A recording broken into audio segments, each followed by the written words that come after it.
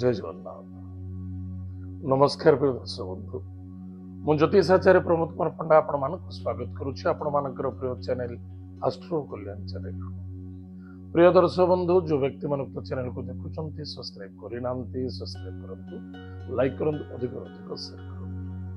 एवं आसतु जानिमा मंगल महाग्रह स्थान परिवर्तनता नक्षत्र परिवर्तनता 29 जनवरी 2026 मसीहा मंगल महाग्रह श्रवणा नक्षत्र को आगमन करेंगे। ताहले प्रिय दर्शक बंधु, मंगल महाग्रह कहले कौन बुझा जाए? अग्नि तत्व, फायर। मंगल ग्रह ग्रह मानक मध्य सेनापति अटंते। कर्मशीलता, कर्मदक्षता, साहसी एवं तेजस्क्रिय मध्य बहुत तेजियाल। पराक्रम क्षेत्र रे जबरदस्त तांका पाखरे केही साथ दे परिबेनी। जबरदस्त पराक्रम क्षेत्र सफलता दे। ताहले श्रवणा नक्षत्र केउ ग्रहर नक्षत्र? चंद्र महाग्रह नक्षत्र होचे श्रवणा नक्षत्र। से स्थान को जिते बड़े मंगल महाग्रह गमन हम निश्चित रूप से उक्त स्थान बहुत किसी सफलता मिल, केते गुडी राशि प्रति सफलता मिल। प्रिय दर्शक बंधु, ताले मंगल महाग्रह चंद्रंकर मित्र ग्रह अटंती। जेहेतु श्रवणा नक्षत्र रे मंगल ग्रह बसवा मात्रे बहुत कुछ फलप्रद प्रदान करेंगे। जमती कि मेष राशि व्यक्ति मानक जॉब रे बहुत सफलता मिल, बहुत लाभ रहे।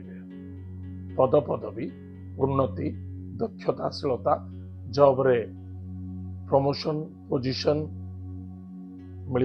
जो पिला मानकर जॉब नाही, जॉबलेस होती, जॉब रे प्रॉब्लम आसूची, कौन सी व्यापार वाणिज्य क्षेत्र प्रॉब्लम आसूची, बाधा आसूची, ताहा निश्चित रूप से सफलता देखा आज निसंदेहता।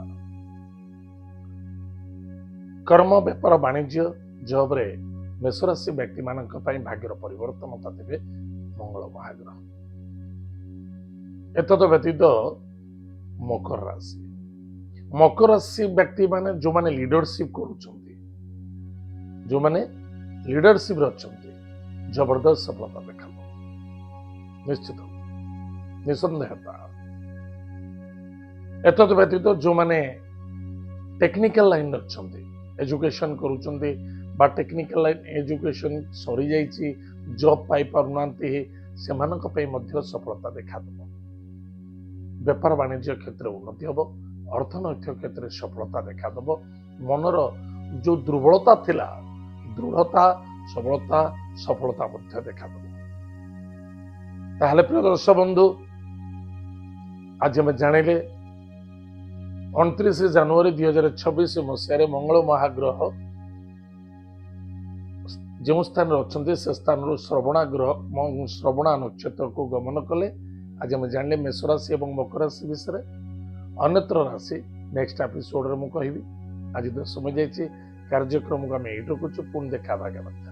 जय जगन्नाथ, नमस्कार, हरि ओम।